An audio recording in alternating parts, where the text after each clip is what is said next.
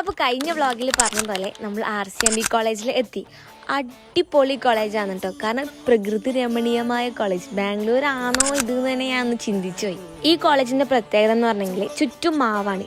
നല്ല ഫുള്ള് ഇങ്ങനെ നേച്ചറായിട്ട് കണക്റ്റ് ആയിട്ടുള്ള ഒരു കോളേജാണ്. ആ കുട്ടികൾക്ക് ആടെ പിടിക്കുന്ന മാങ്ങ പറിച്ച് കഴിക്കാം. മാങ്ങ മാത്രമല്ല കേട്ടോ, കുറേ ഫ്രൂട്ട്സും കാര്യങ്ങളൊക്കെ അതിന് ചുറ്റുമുണ്ട്. നമ്മൾ പോയാട് കുറേ ഫുഡ് സ്റ്റാളിൽ കയറി. കാരണം രാവിലെ ബ്രേക്ക്ഫാസ്റ്റ് ഒന്നും കഴിച്ചില്ലല്ലോ. അപ്പോൾ അതെല്ലാം ഒന്ന് കഴിച്ച് തീർത്ത് നേരെ വോളിബോൾ സെക്ഷനിലേക്ക് കടന്നു. നമ്മളെ ടൂർണമെൻറ്റ് ലാസ്റ്റാണ്.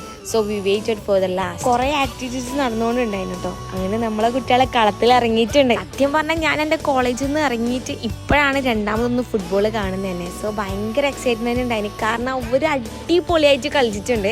നമ്മുടെ ടീം ക്യാപ്റ്റൻ ഉണ്ട് ബാബു ഇസ് മെയിൻ. കുറേ ടീം ഉണ്ടായിന്. നമ്മളെ ഫൈനലിൽ നമ്മളാണ് കപ്പടിച്ചത്.